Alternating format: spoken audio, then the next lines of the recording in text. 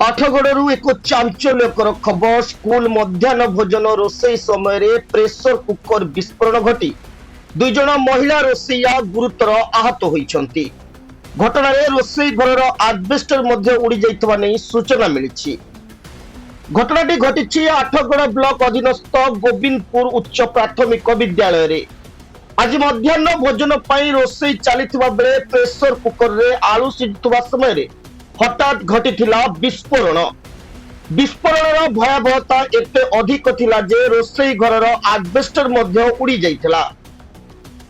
ए घटना गोविंद माधवपुर ग्रामर तुलसी बेहरा और चंचला नायक गुरुतर भावे आहत होइथिले। सहकर्मी माने तुरंत दुहे को उद्धार करी आठगड़ मेडिकल रे भर्ती करिसंती।